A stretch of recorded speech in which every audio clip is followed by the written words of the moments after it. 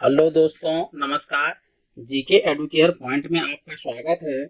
दोस्तों, आज हम लोग आधुनिक भारतीय इतिहास से जुड़े हुए एक टॉपिक को पढ़ेंगे।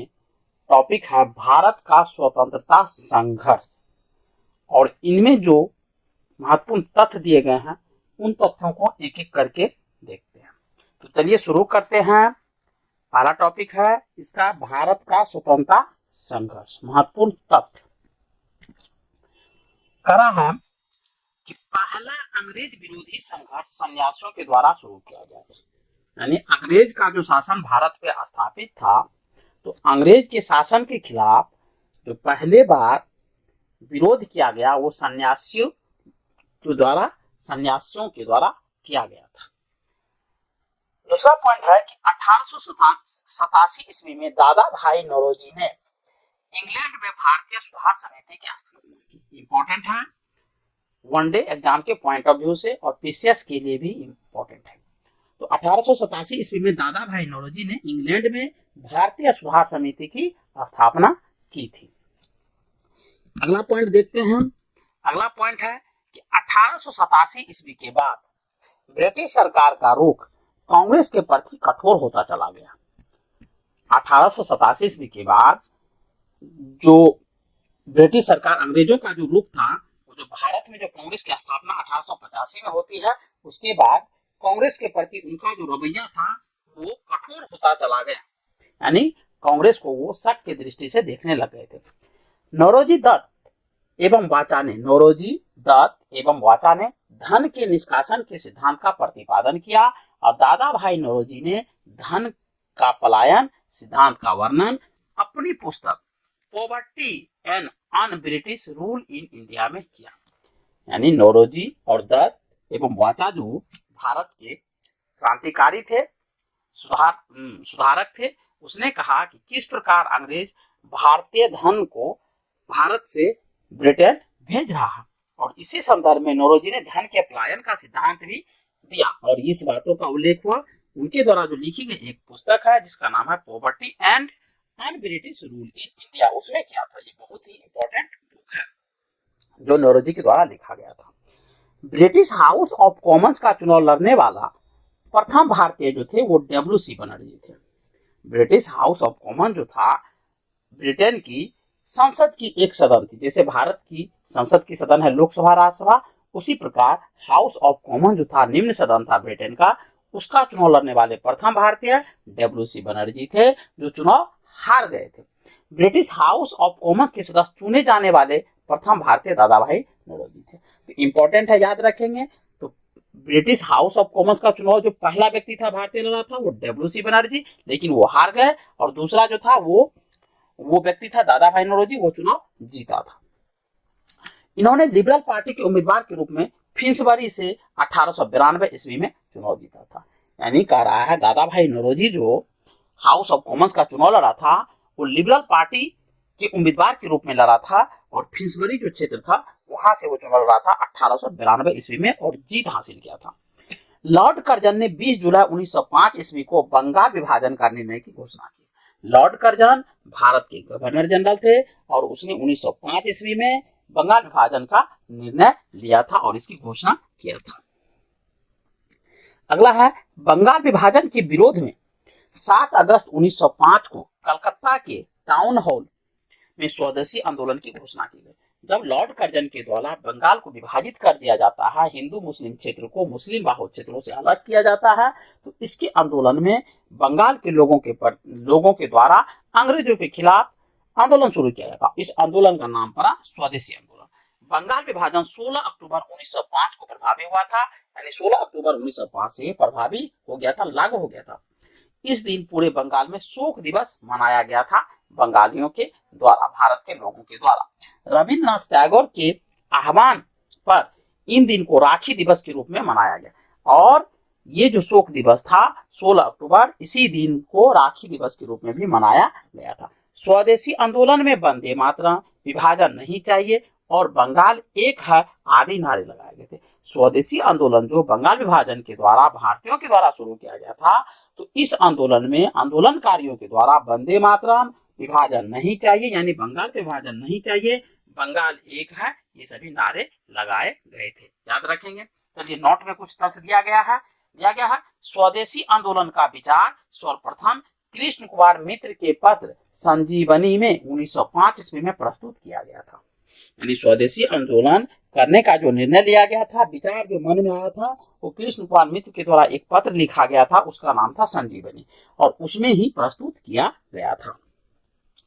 अगला तथ्य है आंध्र के डेल्टा इलाकों में स्वदेशी आंदोलन को वंदे मातरम आंदोलन के नाम से जाना जाता है। आंध्र प्रदेश का जो डेल्टाई क्षेत्र है, यानी समुद्र तटीय क्षेत्र है, जहां पर भारत से विभिन्न नदियां समुद्र में अपना पानी को गिराती है, वो डेल्टा के जो इलाके थे, वहां पर स्वदेशी आंदोलन को वंदे मातरम आंदोलन के नाम से जाना जाता था।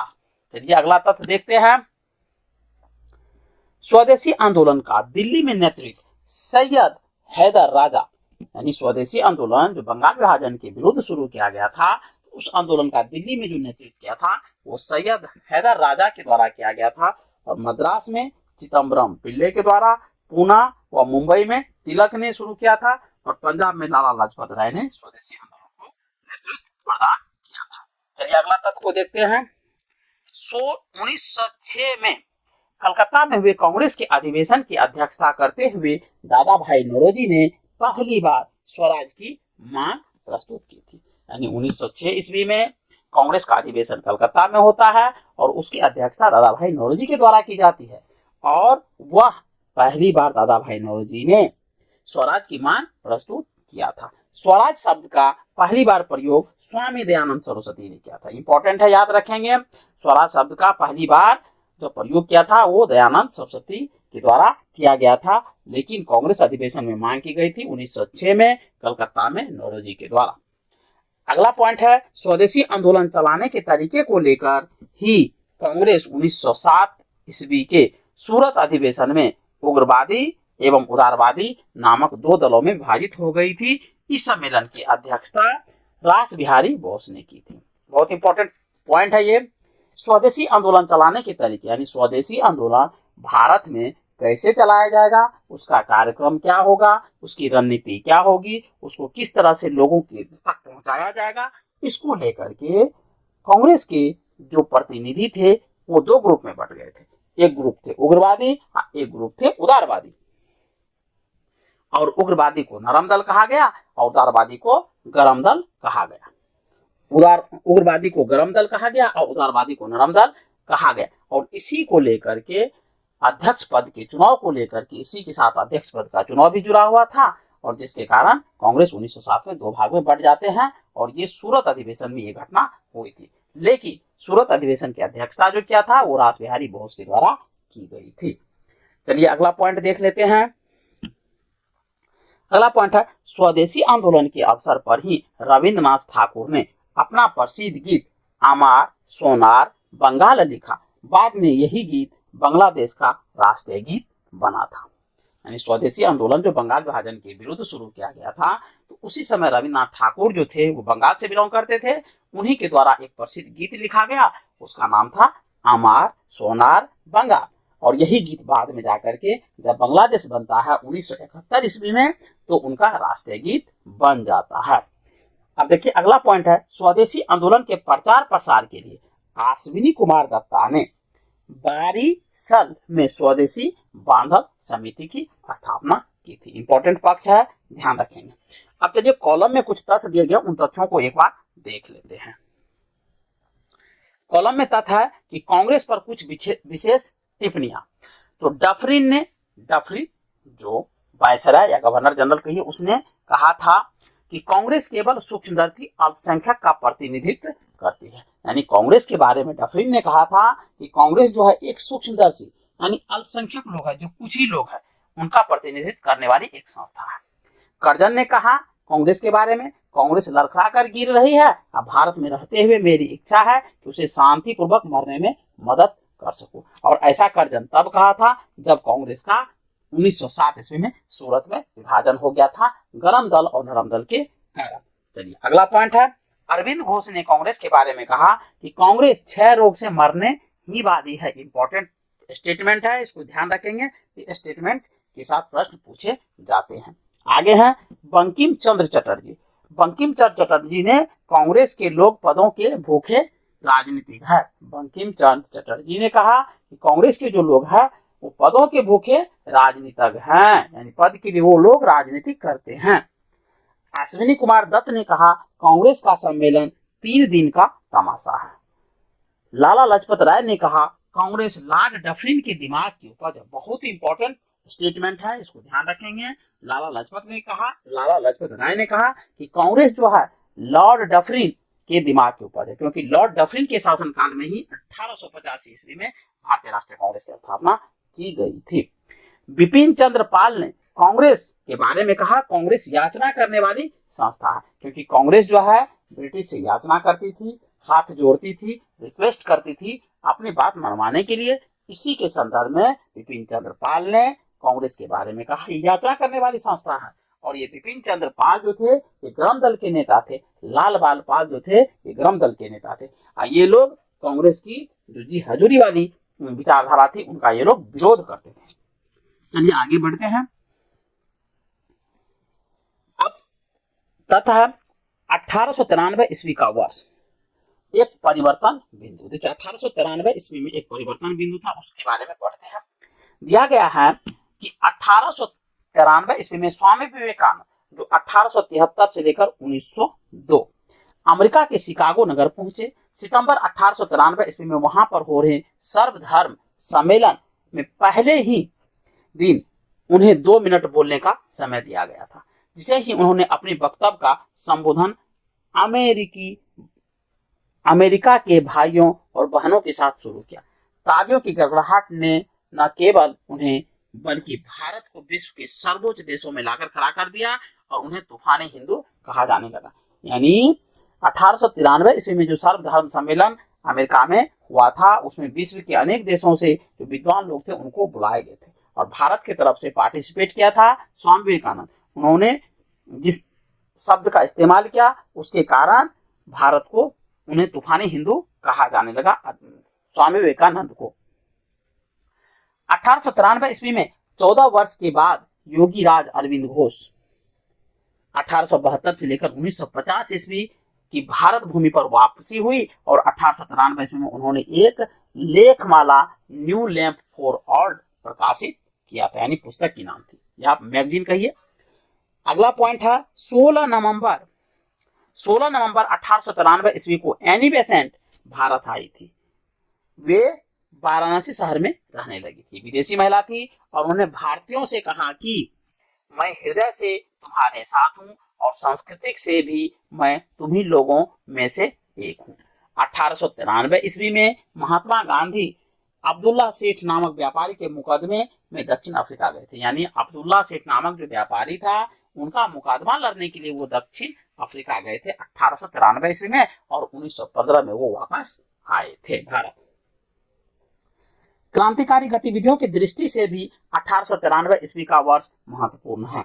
नासिक में चापेकर बंधुओं ने एक गुप्त संस्था society for the removal of obstacles to the Hindu religion स्थापित की थी।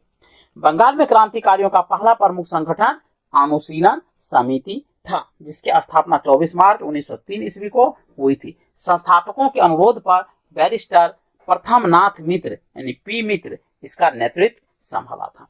इसका मुख्यालय कलकत्ता में था और इसके प्रथम जो कार्यकारिणी के 5 सदस्य थे वो इस प्रकार थे। प्रथम जो था वो था नाथ मित्र जो अध्यक्ष था, दूसरा था चित्तरंजन दास, तीसरा था अरविंद घोष जो उपाध्यक्ष था और सुरेंद्र नाथ बनर ठाकुर कोषाध्यक्ष था और सिस्टर निवेदिता कार्यकारिणी के सदस्य थी। 1906 ईस्वी में अनुशीलन समिति का पहला सम्मेलन कलकत्ता में हुआ। अनुशीलन समिति का मुख्य उद्देश्य था खून का बदला। खून इंपॉर्टेंट है, याद रखेंगे। आगे चलकर बारिंद्र कुमार घोष, अविश्वास भट्टाचार्य एवं भूपेंद्र नाथ दत्त का गुट अनुशीलन समिति पर प्रभावी हो गया और उन्होंने आंदोलन को और उग्रता प्रदान की। इन लोगों ने 1905 ईस्वी में भवानी मंदिर नामक अपनी पहली पुस्तक प्रकाशित की, जिसमें कहा गया था कि क्रांतिकारी राजनीतिक सन्यासी का जीवन तब तक बिताए जब तक स्वाधीनता प्राप्त न हो। चलिए आगे बढ़ते हैं। अक्टूबर 1907 ईस्वी में अविनाश चंद्र भट्टाचार्य द्वारा प्रकाशित वर्तमान राजनीति रणनीति उसकी दूसरी पुस्तक थी, जिसमें कहा गया था कि भारत की स्वतंत्रता प्राप्ति के लिए फौजी शिक्षा और युद्ध आवश्यक है। इसके लिए छापामार युद्ध अपनाने के लिए कहा गया था। अनुशीलन समिति ने हेमचंद्र दास कानूनगो को पेरिस भेजा था। ध्यान रखेंगे, अनुशीलन समिति एक क्रांतिकारी संस्था थी और उसने ही हेमचंद्र नाम की जो व्यक्ति था कानूनगो, उनको पेरिस भेजा था बम बनाने की कला सीखने के लिए। इसमें रूसी क्रांतिकारी निकोलसन सन फ्रांसिस्की से बम बनाना सीखा था। चलिए आगे बढ़ते हैं। बारिंद्र कुमार घोष भूपेंद्र नाथ दत्त एवं अविनाश चंद्र भट्टाचार्य ने 1906 ईस्वी में युगांतर नामक साप्ताहिक पत्रिका प्रकाशित किया। युगांतर के प्रथम संपादक भूपेंद्र नाथ दत्त को 1907 ईस्वी में 1 वर्ष की कड़ी सजा दी गई। 1908 में यह पत्र बंद कर देना पड़ा था। ढाका अनुशीलन समिति की स्थापना पी मित्रा एवं पुलिन दास ने 1904 ईस्वी में ढाका में की थी। ढाका में इसकी लगभग 500 शाखाएं थी, ढाका अनुशीलन समिति की। चलिए अगला तथ्य देखते हैं। अगला पॉइंट है कि 11 दिसंबर 1908 ईस्वी को अनुशीलन समिति गैर कानूनी घोषित कर दी गई ब्रिटिश सरकार के द्वारा। प्रफुल्ल चाकी और खुदीराम बोस ने 30 अप्रैल 1908 को मुजफ्फरपुर के जज जो किंग्सफोर्ड की हत्या का प्रयत्न किया, गलती से वो तो मारना चाहते थे किंग्सफोर्ड को जो जज थे मुजफ्फरपुर के, लेकिन गलती से यह बम कैनेडी की गाड़ी पर गिरा दिया गया, जिससे 2 महिलाओं प्रिंगले की पत्नी एवं बेटी की मृत्यु हो गई। इस घटना के कारण चाकी ने आत्महत्या कर ली और खुदीराम बोस को लगभग 18 वर्ष की अवस्था में 11 अगस्त 1908 ईस्वी को फांसी दे दी गई। खुदीराम बोस बंगाल के क्रांतिकारियों के युगांतर दल के सक्रिय सदस्य थे। इंपॉर्टेंट है, याद रखेंगे। युगांतर दल के नेता बारिंद्र कुमार घोष थे, ये भी याद रखेंगे। अब चलिए कॉलम में तथ्य दिया है खुदीराम बोस से संदर्भ में, उनके संदर्भ में देख लेते हैं। खुदीराम बोस का जो जन्म हुआ था वो 1889 ईस्वी में हुआ था। खुदीराम ग्राम इसका हबीबपुर जिला मिदनापुर पश्चिम बंगाल में, यानी खुदीराम बोस जो थे पश्चिम बंगाल के रहने वाले थे।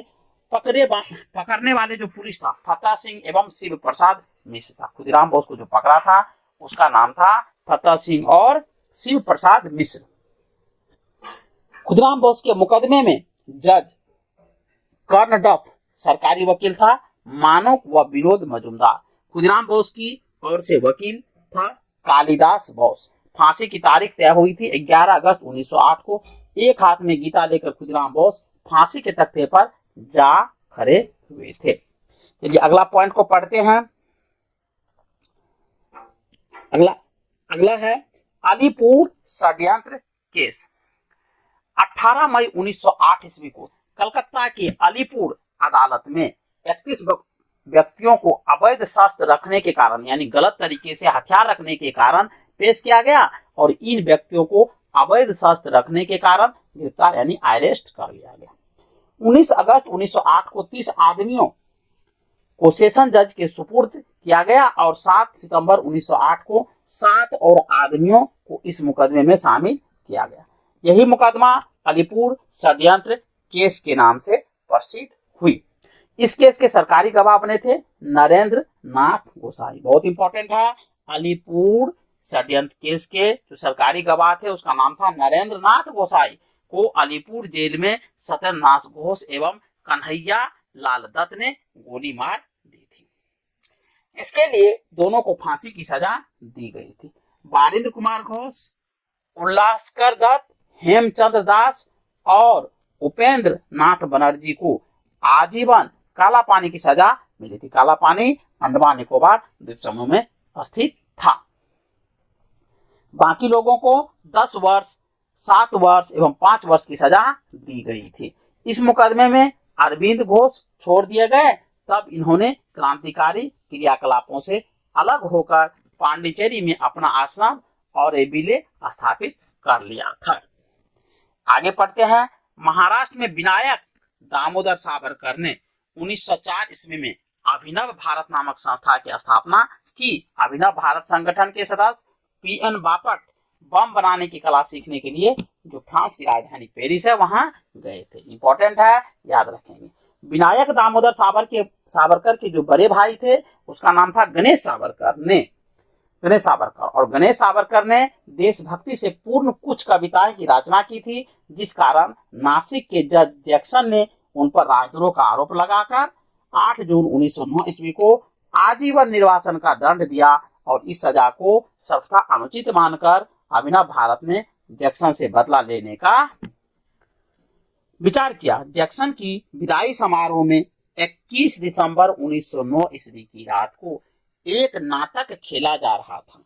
ज्यों ही जैक्सन इसे देखने के लिए फाटक पर पहुंचता है, अनंत लक्ष्मण कन्हारे ने उसे गोली मार दी। जैक्सन की हत्या के अभियोग में अनंत लक्ष्मण कन्हारे, कृष्णाजी गोपाल कर्वे और विनायक नारायण देशपांडे को 19 अप्रैल 1911 को फांसी दे दी गई थी। अब अगला पॉइंट को पढ़ते हैं।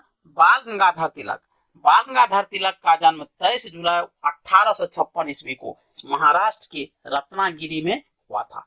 1881 ईस्वी में उन्होंने साप्ताहिक पत्र जो मराठा नाम था, अंग्रेजी में छपता था, और दैनिक पत्र केसरी था जो मराठी भाषा में छपता था, नामक 2 पत्रों द्वारा नव जागरण प्रारंभ किया, यानी लोगों को जागरूक करने का प्रयास किया भारत की स्वतंत्रता के लिए, भारत की आजादी के लिए, ब्रिटिश शासन से मुक्ति के लिए। तिलक ने 1893 ईस्वी में गणपति एवं 1895 ईस्वी में शिवाजी उत्सव मनाना प्रारंभ किया। इंपॉर्टेंट है दोस्तों, याद रखेंगे। बाल गंगाधर तिलक पहले कांग्रेसी नेता थे जिन्होंने देश के लिए कई बार जेल की यात्रा की। 1897 ईस्वी में राजद्रोह के आरोप में 18 माह की कारावास हुई थी। बहुत इंपॉर्टेंट है, पहली बार जब उसे आरोप लगा था तो सजा हुई थी 18 माह की। क्वेश्चन पूछा गया है और पूछे जाएगा। और फिर 1908 में राजद्रोह के ही आरोप में 6 वर्ष की कारावास की सजा हुई थी, क्योंकि उसको सजा इसलिए हुई थी कि वो जो पत्रिका निकाले हुए थे उस पत्रिका में अंग्रेज के खिलाफ वो लिखते थे। 1908 से 1914 तक बर्मा के मांडे जेल में 6 वर्ष काटने पड़े थे। तो ध्यान रखेंगे उसको किस जेल में बंद करके रखा गया था बाल गंगाधर तिलक को, तो मांडे जेल जो बर्मा में है, और 6 वर्ष काटने पड़े थे। तिलक को सजा सुनाने वाले जज का नाम दावर था, ये भी याद रखेंगे। चलिए आगे बढ़ते हैं। वैलेंटाइन सिरोल ने अपनी पुस्तक इंडियन अनरेस्ट में तिलक को भारतीय अशांति का जनक कहा था। इंपॉर्टेंट है, वैलेंटाइन सिरोल ने अशांति का जनक कहा था तिलक को, और किसमें कहा था? तो इंडियन अनरेस्ट नामक उसकी पुस्तक थी, उसमें कहा था, जिसके लिए तिलक ने उन पर मानहानि का मुकदमा भी कर दिया था। प्लेग के समय की ज्यादतियों से प्रभावित होकर पूना के चापेकर बंधु दामोदर और एवं बालकृष्ण ने 22 जून 1897 ईस्वी को प्लेग अधिकारी रैंड और एस्ट की हत्या कर दी थी। यानी प्लेग बहुत ज्यादा फैल गया था, उसके कारण ऐसी घटना को अंजाम दिया गया। महाराष्ट्र से क्रांतिकारी पत्र काल का संपादन परांजपे ने किया था। याद रखेंगे, काल पत्र का जो संपादन है यानी शुरुआत किया गया था परांजपे के द्वारा। 1905 ईस्वी में लंदन में श्यामजी कृष्ण वर्मा ने इंडियन होम रूल सोसाइटी की स्थापना की। श्यामजी कृष्ण वर्मा को क्रांतिकारियों का पिता भी कहा जाता है। याद रखेंगे, बहुत इंपॉर्टेंट पॉइंट है कि लंदन में इंडियन होम रूल सोसाइटी की स्थापना किसने की थी? तो श्यामजी कृष्ण वर्मा के द्वारा, और इसे क्रांतिकारियों का पिता भी कहा जाता है। अगला पॉइंट है, अवनींद्रनाथ टैगोर ने 1906 ईस्वी में Indian society of oriental arts की स्थापना की, जिसे प्राचीन भारतीय कला एवं संस्कृति का संरक्षण एवं विकास हुआ था। यानी उनको सुरक्षा के दृष्टिकोण से उनको संरक्षण के लिए और विकास के लिए ऐसा किया गया था। न्यू इंडिया नामक एक अंग्रेजी साप्ताहिक समाचार पत्र एवं 1906 ईस्वी में वंदे मातरम नामक समाचार पत्र बिपिन चंद्र पाल ने निकाला था। 30 दिसंबर 1906 को ढाका के नवाब सलीम उल्लाह खां के निमंत्रण पर सम्मेलन हुआ। नवाब बकारुल मुल्क इसके अध्यक्ष थे। इसी सम्मेलन में अखिल भारतीय मुस्लिम लीग का उदय होता है, जिसका मुख्यालय लखनऊ में था।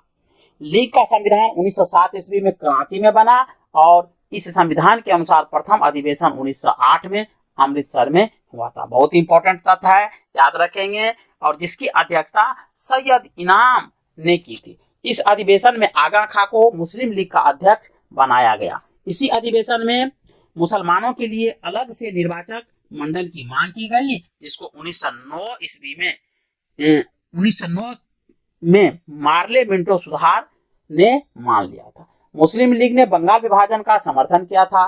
मुस्लिम लीग यानी बंगाल का विभाजन जो लॉर्ड कर्जन के द्वारा 1905 में किया गया था, तो मुस्लिम लीग इस पर खुशी मनाया था, कहा कि बहुत अच्छा हुआ, समर्थन किया था, ऐसा होना चाहिए।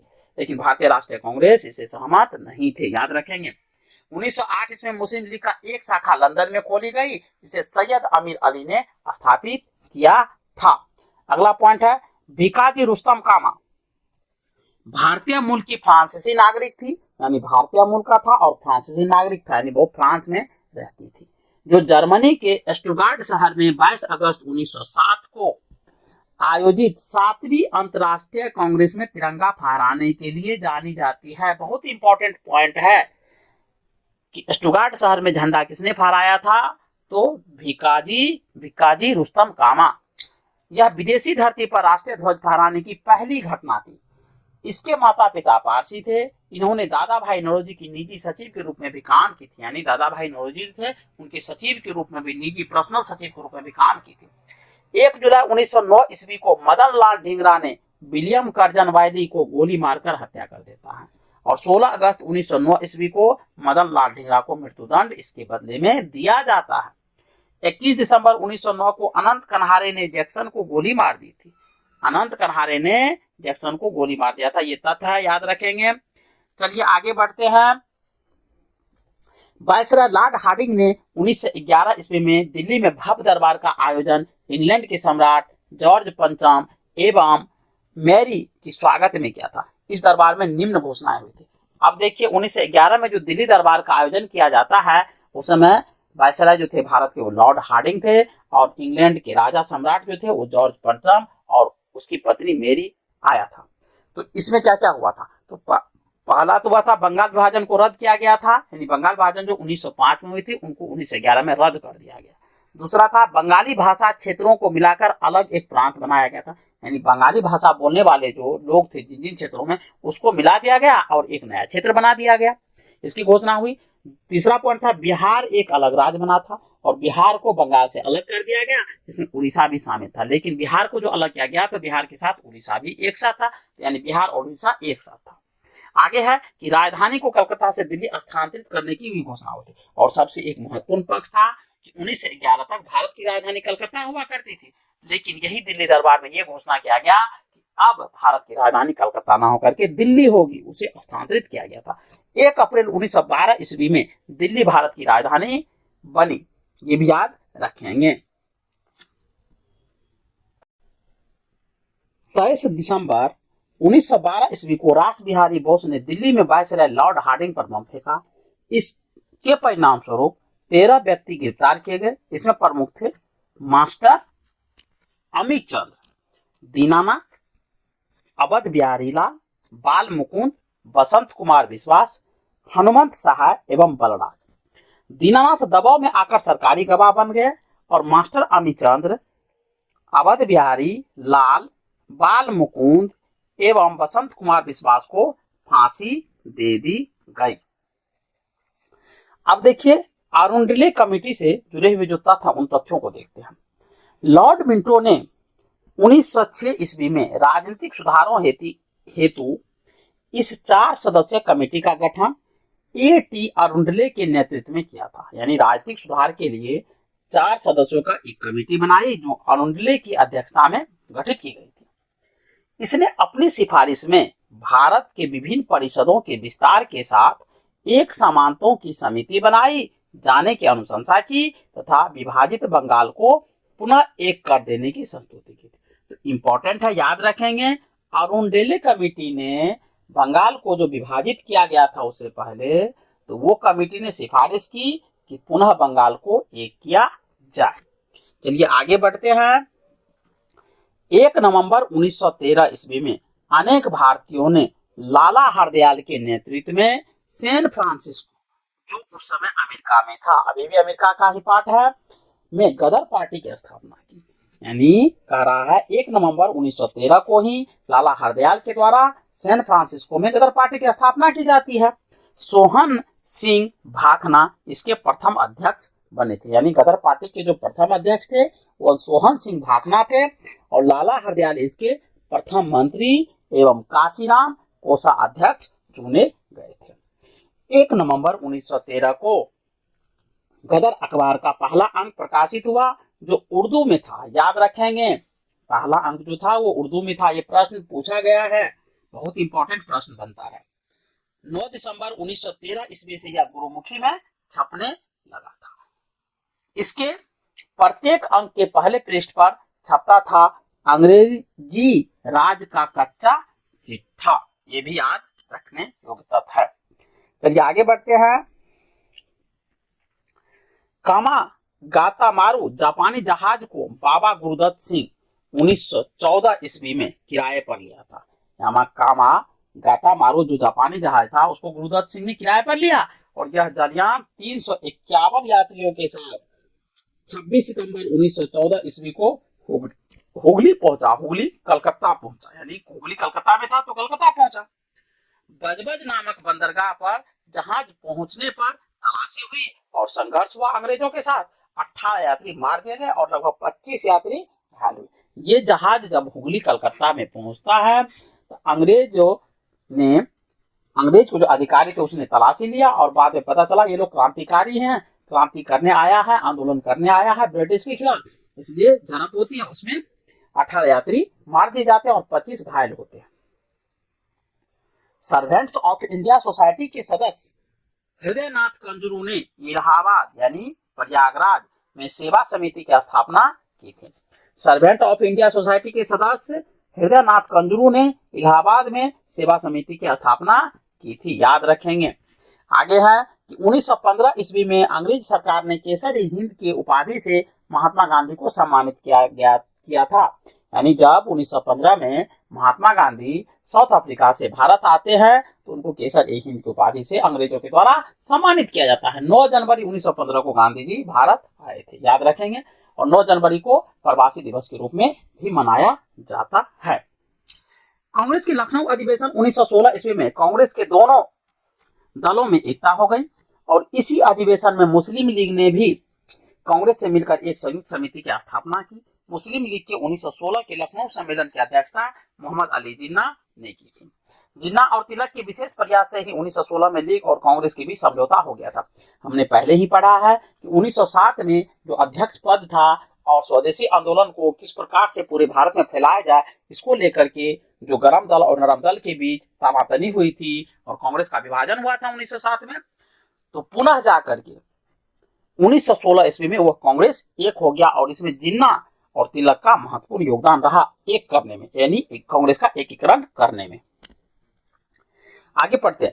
बाल गंगाधर तिलक ने स्वशासन प्राप्ति हेतु 28 अप्रैल 1916 ईस्वी को पुणे में होम रूल लीग की स्थापना की और इसके अध्यक्ष जोसेफ बप्तिस्ता था तथा सचिव एनसी केलकर थे। तिलक ने अपने अखबार मराठा जो अंग्रेजी में छपता था, केसरी जो मराठी भाषा में छपता था, इसके माध्यम से होम रूल लीग का प्रचार प्रसार किया।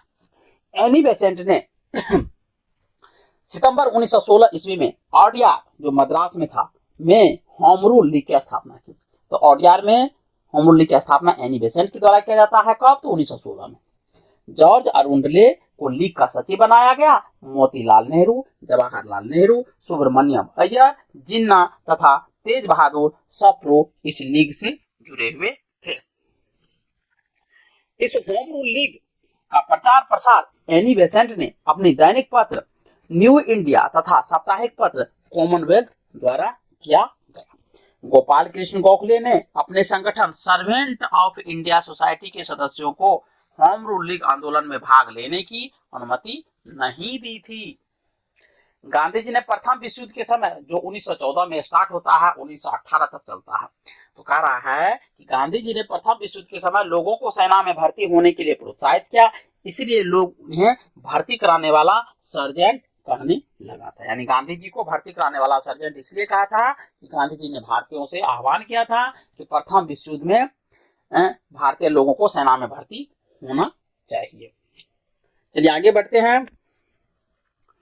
1916 ईस्वी में गांधी जी ने अहमदाबाद के करीब साबरमती आश्रम की स्थापना की। 1916 में ही गांधी जी ने अहमदाबाद के निकट यानी उसके नजदीक में साबरमती आश्रम की स्थापना करता है।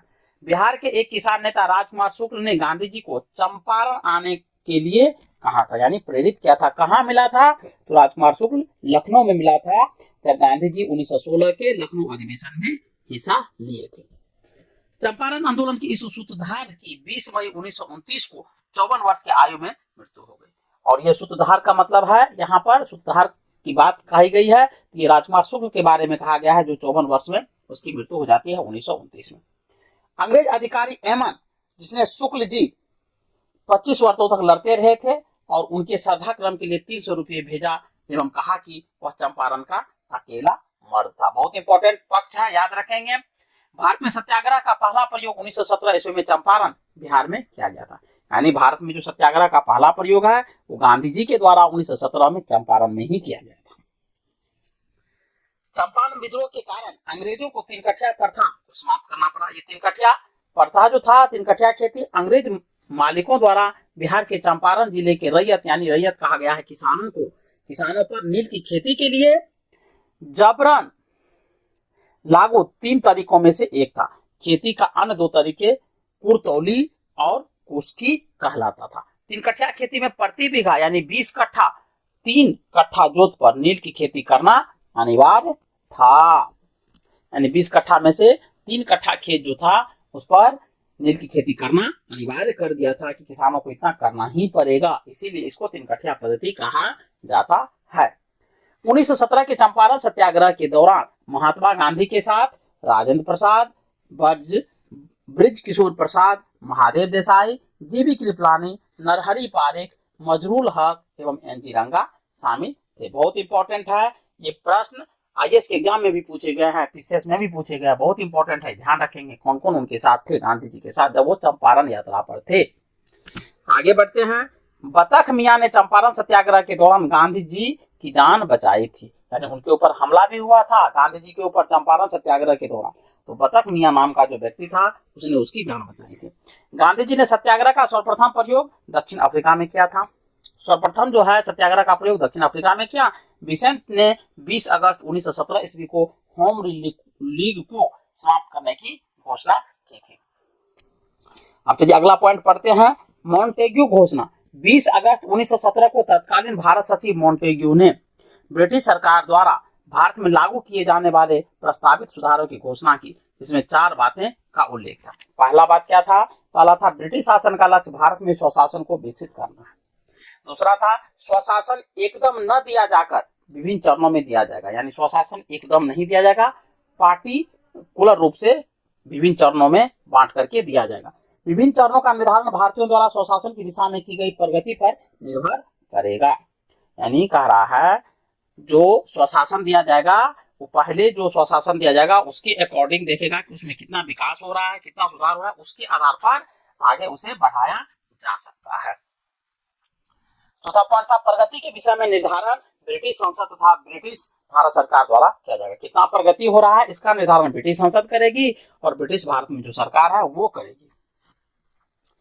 आगे देखिए, मॉन्टेग्यू घोषणा भारतीय सरकार अधिनियम 1919 का आधार बनी। मॉन्टेग्यू घोषणा जो था वही जो था भारत सरकार अधिनियम 1919 जो बना उसका आधार बना, और उदारवादी कांग्रेसियों ने मॉन्टेग्यू घोषणा को भारत का मैग्ना कार्टा की संज्ञा दी।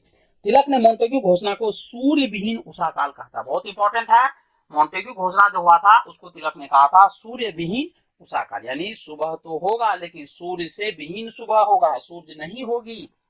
1918 ईस्वी में महात्मा गांधी ने अहमदाबाद के टेक्सटाइल लेबर एसोसिएशन की स्थापना की। यह उस समय की सबसे बड़ी ट्रेड यूनियन थी। बहुत इंपॉर्टेंट प्रश्न है, याद रखेंगे। यही गांधी जी ने ट्रस्टीशिप का सिद्धांत दिया था। इसमें इन्होंने बताया कि पूंजीपति मजदूरों के हितों की रक्षा करने वाली ट्रस्टी होता है। आगे है कि नोट में दिया गया है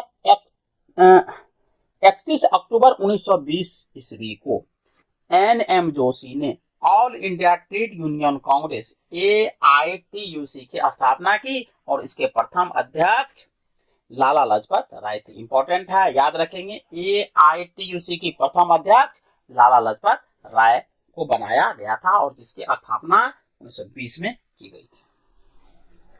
महात्मा गांधी ने पहली बार भूख हड़ताल अहमदाबाद मिल मजदूरों के हड़ताल के समर्थन में की थी। महात्मा गांधी के द्वारा जो भूख हड़ताल पहली बार किया गया था वो अहमदाबाद में किया गया था, मिल मजदूरों के हड़ताल के समर्थन में किया गया था 1918 ईस्वी में।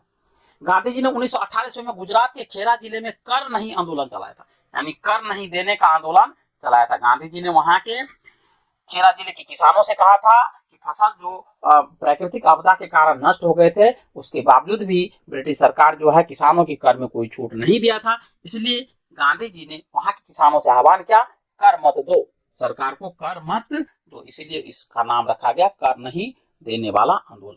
चलिए आगे बढ़ते हैं। 19 मार्च 1919 ईस्वी को रॉलेट एक्ट लागू किया था। रॉलेट एक्ट एक काला कानून था, इसको ब्रिटिश सरकार के द्वारा लागू किया जाता है। इसके अनुसार किसी भी संदेहास्पद व्यक्ति को यानी संदेह के आधार पर बिना मुकदमा चलाए गिरफ्तार किया जा सकता था, परंतु उसके विरुद्ध ना कोई अपील हो सकती थी, ना कोई दलील दिया जा सकता था और ना कोई वकील किया जा सकता था। तो ना कोई अपील, ना कोई दलील, ना कोई वकील का जो कानून है वो रॉलेट एक्ट ही है। गांधी जी ने इस कानून के विरोध में 6 अप्रैल 1919 ईस्वी को देशव्यापी हड़ताल करवाई थी। 13 अप्रैल 1919 ईस्वी को अमृतसर में जलियांवाला बाग हत्याकांड हुआ। डॉक्टर सतपाल और सैफुद्दीन किचलू की गिरफ्तारी के विरोध में हो रही जनसभा पर जनरल REH डायर ने अंधाधुंध गोलियां चलवाई थी। सरकारी रिपोर्ट के अनुसार इसमें 379 व्यक्ति एवं कांग्रेस समिति के अनुसार लगभग 1000 व्यक्ति मारे गए थे। उस समय पंजाब का lieutenant governor sir Michael O'Dwyer था। जलियांवाला बाग हत्याकांड में हंसराज नामक भारतीयों ने डायर का सहयोग किया था। बहुत इंपॉर्टेंट पॉइंट है, हंसराज नामक जो भारतीय व्यक्ति था वो डायर का सहयोग किया था। कहा कि जो भी कर रहे हैं ये अच्छा कर रहे हैं, हम भी आपके साथ हैं, आपकी बातों से सहमत है, आपके डिसीजन से हम सहमत हैं। शंकरन नायर ने जलियांवाला बाग हत्याकांड के विरोध में वायसराय कार्यकारिणी परिषद की सदस्यता से इस्तीफा दे दिया था। जलियांवाला बाग का हत्याकांड जो हुआ तो इसके कांड के एवज में शंकर नायर जो था उसने क्या किया, वायसराय जो सबसे बड़ा पद होता था उनके कार्यकारी परिषद का सदस्य वहां से वो इस्तीफा दे देता है। बहुत इंपॉर्टेंट पॉइंट है ये शंकर नायर वाला, याद रखेंगे। आगे बढ़ते हैं। जलियांवाला बाग हत्याकांड के विरोध में महात्मा गांधी ने केसर-ए-हिंद की उपाधि, जमनालाल बजाज ने राय बहादुर की उपाधि एवं रविन्द्रनाथ टैगोर ने सर की उपाधि लौटा दी थी। बहुत इंपॉर्टेंट है और यह कंसेप्ट को याद रखेंगे, बार बार पूछे जाते हैं और गलतियां भी होता है। केसर-ए-हिंद की उपाधि तो दिया गया था ब्रिटिश सरकार द्वारा गांधी जी को, और जब जलियांवाला हत्याकांड होता है तो गांधी जी क्या करते हैं कि केसर-ए-हिंद की उपाधि वापस कर देते हैं और उसके बदले में जमनालाल बजाज भी जलियांवाला हत्याकांड के विरोध में राय बहादुर की उपाधि वापस कर देते हैं और रविन्द्रनाथ टैगोर जो था उनको भी सर की उपाधि दिया गया था वो भी वो वापस कर देते हैं ब्रिटिश सरकार को। जलियांवाला बाग हत्याकांड की जांच के लिए सरकार ने 19 अक्टूबर 1919 ईस्वी में लॉर्ड हंटर की अध्यक्षता में एक कमेटी का गठन किया। इसमें 5 अंग्रेज एवं 3 भारतीय थे। यानी जलियांवाला बाग हत्याकांड जब होता है तो ब्रिटिश सरकार दबाव में आती है और एक कमेटी का गठन करता है और उसका नाम है हंटर कमेटी और अध्यक्ष होते हैं लॉर्ड हंटर, और इसमें 5 अंग्रेज सदस्य होते हैं और 3 भारतीय होते हैं। अब देखिए इसमें नाम पढ़ लेते हैं कौन है। सर चिमन लाल सीतलवार, साहबजादा सुल्तान अहमद एवं जगत नारायण, ये 3 जो भारतीय सदस्य है उनका नाम है। ये 3 लोग शामिल होते हैं, इसको नाम को याद कर लेंगे। तो आगे बढ़ते हैं। कांग्रेस ने जलियांवाला बाग हत्याकांड की जांच के लिए मदन मोहन मालवीय के नेतृत्व में एक आयोग नियुक्त करता। भारतीय राष्ट्रीय कांग्रेस जो है उसने भी जलियांवाला बाग हत्याकांड के विरोध में मदन मोहन मालवीय के नेतृत्व में एक आयोग का गठन करता है और इसके अन्य सदस्यों में मोतीलाल नेहरू और गांधी जी भी शामिल थे। चलिए याद रखेंगे। आगे बढ़ते हैं। जलियांवाला बाग का भी जली नामक व्यक्ति की संपत्ति थी, यानी जलियांवाला बाग जहां पर था वो जली नाम की व्यक्ति थी, उसी की संपत्ति थी, उसी के नाम पर जलियांवाला बाग रखा गया था। खिलाफत आंदोलन भारतीय मुसलमानों का मित्र राष्ट्रों के विरुद्ध, विशेषकर ब्रिटेन के खलीफा खिलाफ टर्की के खलीफा के समर्थन में आंदोलन था। 17 अक्टूबर 1919 ईस्वी को समूचे देश में खिलाफत दिवस मनाया गया और 23 नवंबर 1919 ईस्वी को हिंदू और मुसलमान की एक संयुक्त कॉन्फ्रेंस हुई जिसकी अध्यक्षता महात्मा गांधी ने की थी। रॉलेट एक्ट, जलियांवाला बाग हत्याकांड और खिलाफत आंदोलन के उत्तर में गांधी जी ने 1 अगस्त 1920 ईस्वी को असहयोग आंदोलन प्रारंभ किया था। असहयोग आंदोलन की पुष्टि भारतीय राष्ट्रीय कांग्रेस ने दिसंबर 1920 ईस्वी के नागपुर अधिवेशन में की थी। इंपॉर्टेंट है, याद रखेंगे। इस प्रस्ताव को सी.आर. दास ने प्रस्तावित किया था। मोहम्मद अली को सर्वप्रथम असहयोग आंदोलन में गिरफ्तार किया गया। मोहम्मद अली जिन्ना, एनी बेसेंट तथा बिपिन चंद्र पाल कांग्रेस के असहयोग आंदोलन से सहमत नहीं थे। बहुत इंपॉर्टेंट पॉइंट है कि जब गांधी जी द्वारा असहयोग आंदोलन शुरू किया गया तो मोहम्मद अली जिन्ना जो मुस्लिम लीग के एक बड़े नेता थे, एनी बेसेंट और बिपिन चंद्र पाल जो थे वो कांग्रेस के असहयोग आंदोलन से सहमत नहीं थे। अतः उन्होंने इसलिए न सहमत होने के कारण वह कांग्रेस को छोड़ दिया, यानी कांग्रेस की सदस्यता से हट गया था। असहयोग आंदोलन के दौरान विदेशी वस्त्रों को जलाए जाने पर रविन्द्रनाथ टैगोर ने महात्मा गांधी को लिखा कि यह निष्ठुर बर्बादी है, क्योंकि असहयोग आंदोलन गांधी जी के नेतृत्व में शुरू हुआ था और इस आंदोलन के दौरान विदेशी वस्त्र के जो दुकान थे उस पर धरने दिए गए, भारतीयों के द्वारा आग लगाए गए और इसी पर महात्मा गांधी रविन्द्रनाथ टैगोर जो थे उनको बहुत ही दुख हुआ और महात्मा गांधी को वो पत्र लिखता है और कहता है यह निष्ठुर बर्बादी है, ऐसा नहीं होना चाहिए।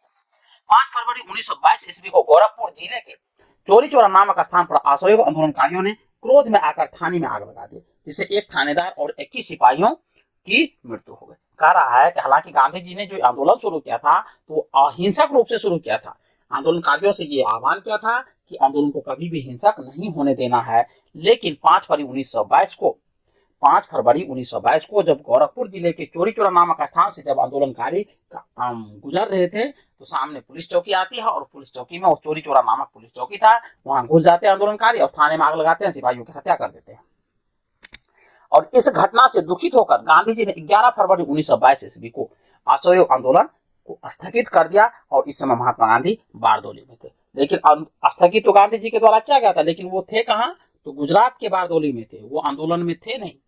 लेकिन गांधी जी को जब सूचना मिलती है कि आंदोलन हिंसक हो गया है तो इसके कारण हम आंदोलन स्थगित कर देते हैं। 13 मार्च 1922 ईस्वी को गांधी जी को गिरफ्तार कर 6 वर्ष की कड़ी कारावास की सजा सुनाई गई थी। अब देखिए 6 वर्ष की सजा हुई थी। स्वास्थ्य संबंधी कारणों से गांधी जी को 5 फरवरी 1924 ईस्वी को रिहा कर दिया गया। सजा तो हुई लेकिन उनका स्वास्थ्य जब गड़बड़ होता है तो 5 फरवरी 1924 को उसे छोड़ दिया जाता है। 1922 ईस्वी के मेवाड़ भील आंदोलन का नेता मोतीलाल तेजावत था। फैक्ट है, याद रखेंगे। आगे बढ़ते हैं। 1927 ईस्वी में इलाहाबाद में चित्तरंजन दास एवं मोतीलाल नेहरू ने कांग्रेस के अंतर्गत स्वराज पार्टी की स्थापना की। 1927 ईस्वी में इलाहाबाद में चित्तरंजन दास और मोतीलाल नेहरू के द्वारा स्वराज पार्टी की स्थापना की जाती है।